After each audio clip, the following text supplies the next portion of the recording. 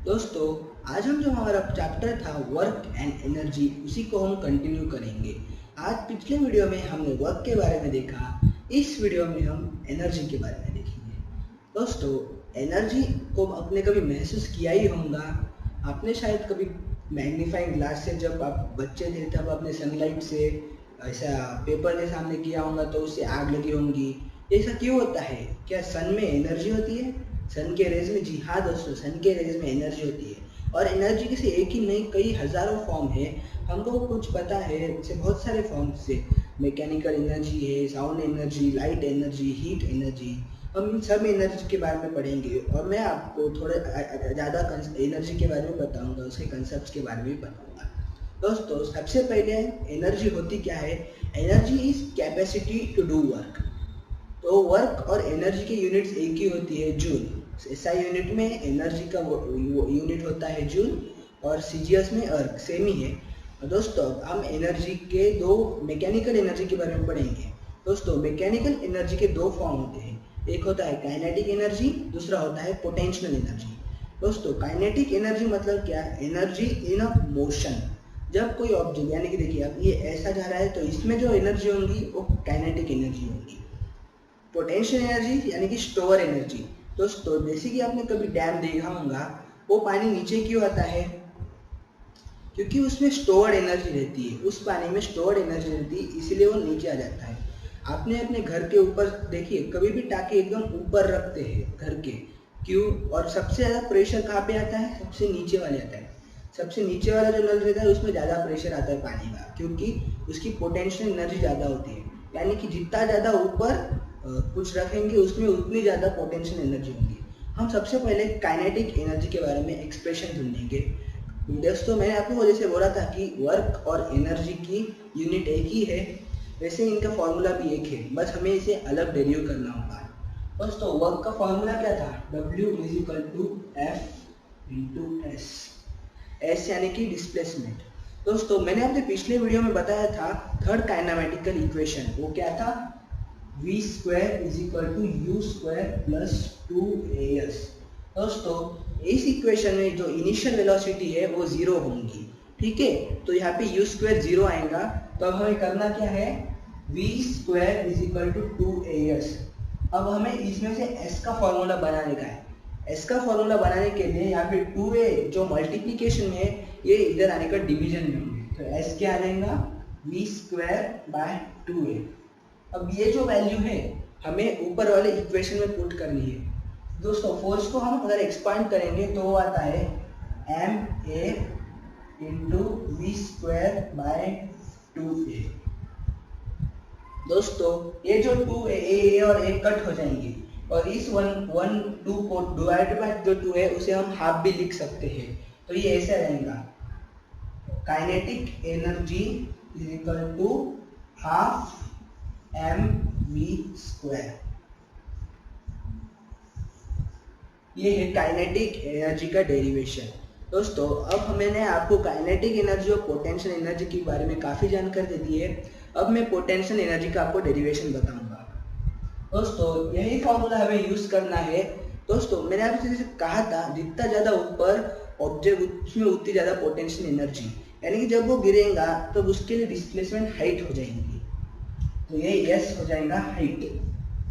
और फोर्स, दोस्तों, फोर्स का फॉर्मूला क्या होता है? Mass into acceleration. जो ग्रेविटी है वो भी एक्सेलरेशन, ड्यू टू ग्रेविटी भी एक एक्सेलरेशन ही है, इसीलिए हम वहां पे mgh। तो पोटेंशियल एनर्जी का फॉर्मूला क्या हो जाता है? mgh, mass into gravity into height. ये है पोटेंशियल एनर्जी का फॉर्मूला, और ये है काइनेटिक एनर्जी का फॉर्मूला। आप इसे नोट कर लीजिए। दोस्तों, अब हम इस चैप्टर का आखिरी पार्ट ट्रांसफॉर्मेशन ऑफ एनर्जी पढ़ेंगे। उससे पहले मैं आपको law of conservation of energy बोल देता हूँ। दोस्तों, law of conservation of energy बोलता है कि energy can neither be created, यानी कि एनर्जी कभी बन नहीं सकती, नॉर बी डिस्ट्रॉयड, कभी हम उसे मिटा भी नहीं सकते, but it can be convert from one thing to another form, one form to another form. यानी कि एनर्जी एक फॉर्म से तो दूसरे फॉर्म तक कन्वर्ट हो सकती है। But the total energy in the universe always remains constant. यानी कि जो एनर्जी टोटल यूनिवर्स में है वो हमेशा एक फॉर्म से दूसरे फॉर्म में कन्वर्ट तो होती रहती है, लेकिन उसकी जो क्वांटिटी है वो कभी कम ज़्यादा नहीं होती है, वो कांस्टेंट होती है। तो अब हम ट्रांसफॉर्मेशन ऑफ एनर्जी देखेंगे। सबसे पहले मैं आपको इलेक्ट्रिकल एनर्जी से अलग अलग ट्रांसफॉर्म देखेंगे। दोस्तों ये रही इलेक्ट्रिकल एनर्जी।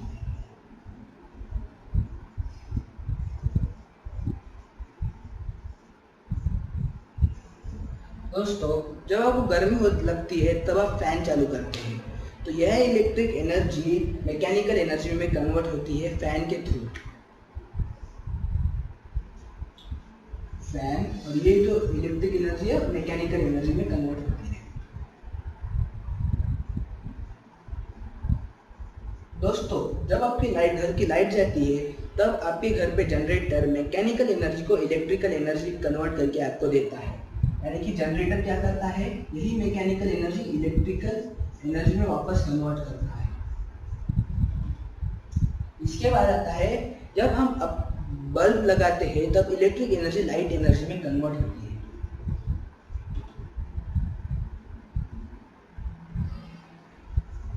दोस्तों जैसे कि मैं कह रहा था, कुछ टेक्नोलॉजी हमें पास नहीं है, वैसे ही लाइट एनर्जी से हम अब तक इलेक्ट्रिक एनर्जी नहीं कन्वर्ट कर सकते। उसके बाद आता है केमिकल एनर्जी। दोस्तों प्राइमरी सेल से आप केमिकल एनर्जी को इलेक्ट्रिकल एनर्जी में कन्वर्ट कर सकते हैं। ये केमिकल एनर्जी को आप प्राइमरी सेल के थ्रू इलेक्ट्रिकल एनर्जी में कन्वर्ट कर सकते हैं, प्राइमरी सेल। और इसी इलेक्ट्रिकल एनर्जी को आप सेकेंडरी सेल के थ्रू केमिकल एनर्जी में कन्वर्ट कर सकते हैं।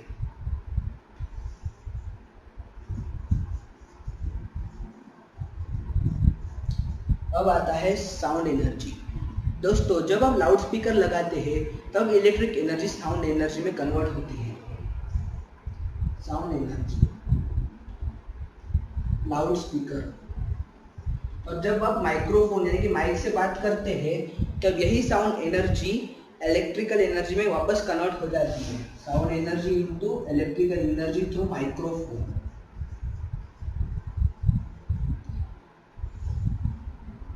दोस्तों अब आ रही है हीट एनर्जी। जब आप हीटर लगाते हैं तब इलेक्ट्रिकल एनर्जी हीट एनर्जी में कन्वर्ट होती है हीटर के थ्रू, और यही हीट एनर्जी वापस इलेक्ट्रिकल एनर्जी में कन्वर्ट होती है सोलर सेल्स। जब सोलर एनर्जी आती है तब यही हीट एनर्जी वापस कन्वर्ट हो जाती है इलेक्ट्रिकल एनर्जी में। सोलर सेल में भी हीट एनर्जी देती है इसीलिए।